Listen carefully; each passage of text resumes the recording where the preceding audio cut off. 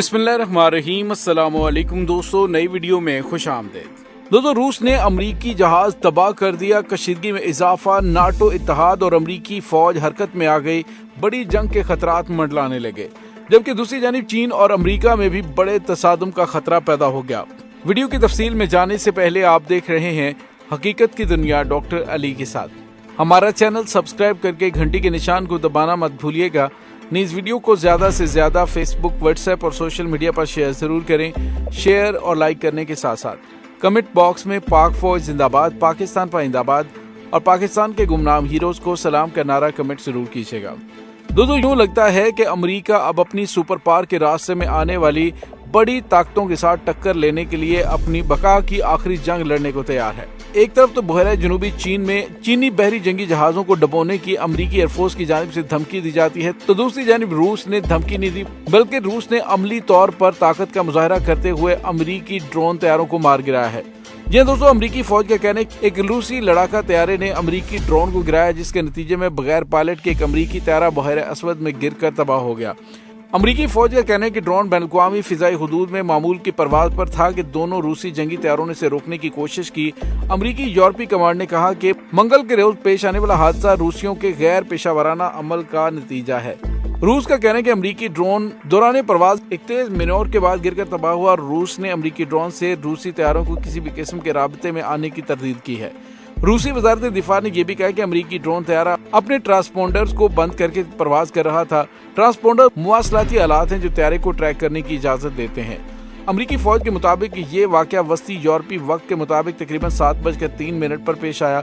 अमरीकी फौज के बयान में कहा गया कि हमारा MQ-9 ड्रोन तैयारा बैनुल-अक़वामी फिजाई हुदूद में महवे परवाज था और मामूल की कार्रवाइयां कर रहा था, जिससे उसे रूसी जंगी तैयारों ने रोका और उसे निशाना बनाया, जिसके नतीजे में MQ-9 तबाह हो गया।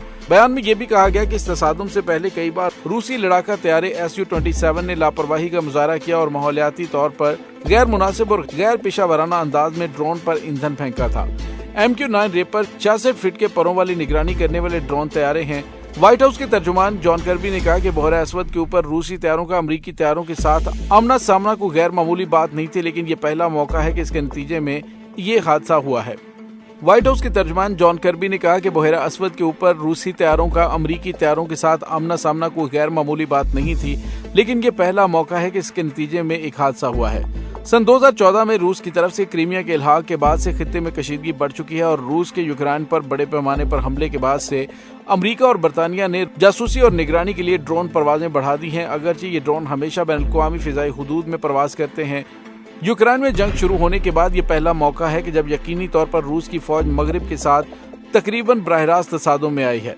पेंटागन का कहना है कि शुमाली बहरा असवद के ऊपर बैनुल-अक़वामी फिजाई हुदूद में रूसी जंगी तैयारा Su-27 उसने बगैर अमले वाले एक अमरीकी मिलिट्री रेपर ड्रोन को निशाना बनाया, जिसके नतीजे में अमरीकी ड्रोन समुद्र में गिरकर तबाह हुआ। व्हाइट हाउस के तर्जुमान ने इस वाक़े को लापरवाही और गैर पेशावराना तौर पर बयान किया है।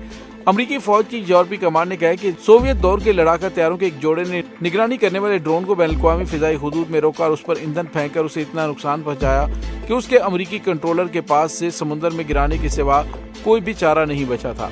इससे कबल मिसाल के तौर पर शाम में ऐसे वाकयात से बचने के लिए रूस और मगरबी अफवाज ने काफी जद्दोजहद की, लेकिन यह वाकया मॉस्को और मगरिब के दरमियान बढ़ते हुए कशीदा ताल्लुकात की तरफ इशारा कर रहा है।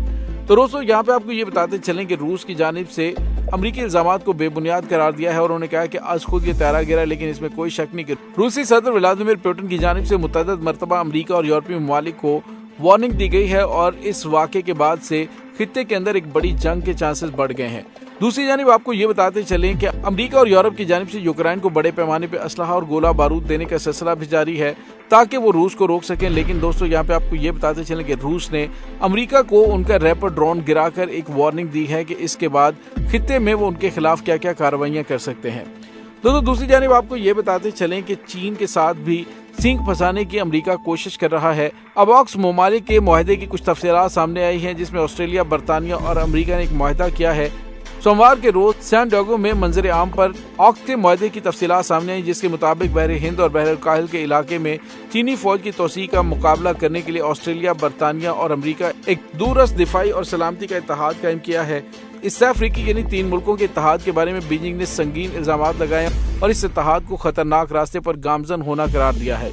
انہوں نے کہا کہ عالمی برادری کے خدشات کو انہوں نے نظر انداز کیا اور یہاں تک کہ ہتھیاروں کی نئی دوڑ اور جوہری پھیلاؤ کا خطرہ پیدا کرنا اسے قرار دیا ہے۔ جب سے امریکی کانگریس کی رہنما نینسی پیلوسی نے گزشتہ موسم گرما میں تائیوان کا اپنا متنازع دورہ کیا، اس وقت سے چین نے مغربی اقدامات پر اسی قدر شدید ناپسندگی کا اظہار کیا ہے۔ چین دنیا کا سب سے زیادہ آبادی والا ملک ہے اور اس کے پاس دنیا کی سب سے بڑی فوج اور بحریہ ہے، اور اس کا کہنا ہے کہ وہ مغربی بحر الکاہل میں امریکہ اور اس کے اتحادیوں کی طرف سے محسوس کرنے لگا ہے۔ صدر شی جن پنگ نے حال ہی میں اعلان کیا کہ چین اپنے دفاعی اخراجات میں اضافہ کرے گا اور اس کی وجہ آنے والے برسوں میں قومی سلامتی سے متعلق بنیادی خدشات ہیں۔ ایسی صورت میں یہ کوئی حیرت کی بات نہیں کہ جب برطانیہ کے وزیر اعظم رشی سونک نے رواں ہفتے یہ کہا تھا کہ سامنے ایک خطرناک دہائی ہے اور بڑھتے ہوئے سیکیورٹی چیلنجز سے نمٹنے کے لیے ہم تیار ہیں، تو پھر آخر ہم اس مقام تک کیسے پہنچے اور کیا دنیا چین اور امریکہ ان کے اتحادیوں کے درمیان بحر الکاہل میں ایک تباہ کن تنازع کے قریب پہنچ چکی ہے؟ مغرب نے چین کے بارے میں غلط اندازہ لگایا ہے۔ برسوں تک مغربی ممالک کی خارجہ وزارتوں نے ایک بھولا بھالا مفروضہ بنا رکھا ہے کہ چین کی اقتصادی آزادی معاشرے اور سیاسی آزادی کا باعث بنے گی۔ جب مغربی ملٹی نیشنل کمپنیاں مشترکہ منصوبے قائم کرنے لگیں اور کروڑوں چینی شہری اعلیٰ معیار زندگی سے لطف اندوز ہونے لگے، تو یقیناً یہ دلیل سامنے آئی کہ چینی کمیونسٹ پارٹی CCP آبادی پر اپنی گرفت ڈھیلی کر دے گی اور کچھ معمولی جمہوری اصلاحات کی اجازت دے گی، اور اس طرح چین نام نہاد اصولوں پر مبنی بین الاقوامی نظام کا مکمل رکن بن جائے گا، لیکن ایسا نہیں ہوا۔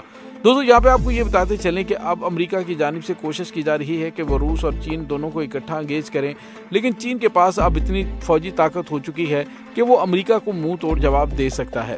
دوستو، دوسری جانب چین اور امریکہ کے درمیان ویسے تو تنازعات کی ایک بڑی لمبی فہرست ہے، لیکن تائیوان کے معاملے میں چین بار بار اس عزم کا اظہار کرے کہ وہ ضرورت پڑنے پر طاقت کے ذریعے اس سو کالڈ خود مختار جزیرے پر قبضہ کر لے گا، جبکہ دوسری جانب امریکی صدر جو بائیڈن نے کہا کہ امریکہ تائیوان کے دفاع میں آئے گا، حالانکہ امریکہ کی چین سے متعلق سرکاری پالیسی فوجی کارروائی کا عہد نہیں کرتی۔ دوسرا بڑا تنازع بحیرہ جنوبی چین کا ہے کہ حالیہ برسوں میں چین نے بحیرہ جنوبی چین کے کچھ حصوں کو اپنی نو آبادیات بنانے کے لیے اپنی بڑی بحریہ کا استعمال کیا اور اسے بین الاقوامی قوانین کے خلاف اپنا علاقہ کہا۔ اس کے علاوہ ٹیکنالوجی کے حوالے سے ایک بڑا چیلنج ہے اور چین پر یہ الزام لگایا جا رہا ہے کہ وہ خفیہ طور پر وسیع پیمانے پر ذاتی ڈیٹا کے حصول کے ساتھ ساتھ تجارتی فائدہ حاصل کرنے کے لیے دانشورانہ املاک کی چوری کر رہا ہے۔ اس کے بعد ہانگ کانگ کا تنازع ہے۔ بیجنگ نے سابقہ برطانوی کالونی میں جمہوریت کو کامیابی سے کچل دیا اور کارکنوں کو طویل جیلوں کی سزائیں سنائی۔ اوغیور مسلمانوں کے معاملے میں امریکہ کا کہنا ہے کہ سیٹلائٹ ڈیٹا اور عینی شاہدین کے اکاؤنٹس اس بات کی نشاندہی کرتے ہیں کہ سنکیانگ صوبے کے کیمپوں میں 10 لاکھ تک اوغیور مسلمانوں کو جبری طور پر نظر بند کیا گیا ہے۔ فوجی طور پر چین آج ایک ایسی طاقت ہے جس کا لوہا مانا جاتا ہے اور حالیہ برسوں میں اس کی فوج پیپل لبریشن آرمی نے ٹیکنالوجی کے ساتھ ساتھ اپنی تعداد میں بھی بہت زیادہ اضافہ کیا ہے۔ مثال کے طور پر چین کے ڈونگ فینگ ہائپرسونک میزائل مارک 5 جو آواز کی رفتار سے 5 گنا زیادہ رفتار سے سفر کر سکتے ہیں، وہ زیادہ دھماکہ خیز مواد یا پھر جوہری وار ہیڈ سے لیس ہیں۔ اس بات نے جاپان کے شہر یوکوسوکا میں واقع امریکی بحریہ کے 7ویں بحری بیڑے کو یہ سوچنے پر مجبور کر دیا کہ وسائل پر موجود چین کے بڑے پیمانے پر میزائل کی بیٹریوں تک پہنچنے کے خطرے کے لیے کس حد تک تیار ہیں۔ جوہری بیلسٹک میزائلوں کے معاملے میں بھی چین نے تیزی سے توسیع کا پروگرام شروع کیا، جس کا مقصد اپنے وار ہیڈز کی تعداد کو 3 گنا بڑھانا ہے، کیونکہ وہ دور دراز کے مغربی علاقوں میں نئے ٹھکانے بنا رہا ہے۔ دوستو، بہرحال چین مکمل طور پہ تیار ہے، اگرچہ ابھی تناؤ بہت زیادہ ہے اور ٹکراؤ کے مزید مرحلے آنے والے ہیں، لیکن چین اور مغرب یہ اچھی طرح جانتے ہیں کہ بحر الکاہل میں جنگ ہر ایک کے لیے تباہ کن ہوگی، اور غصے میں ہونے والی بیان بازی کے باوجود یہ قطعی طور پر کسی کے بھی مفاد میں نہیں ہے۔ دوستو، اس تمام صورتحال کے بارے میں آپ کا کیا کہنا ہے؟ کمنٹ سیکشن میں اپنے خیالات کا اظہار ضرور کیجیے گا۔ انشاءاللہ بہت جلد ملتے ہیں ایک نئی ویڈیو میں، تب تک کے لیے اپنا بہت سارا خیال رکھیے گا۔ پاک فوج زندہ باد، پاکستان پائندہ باد، پاکستان کے گمنام ہیروز کو سلام، اللہ وارث۔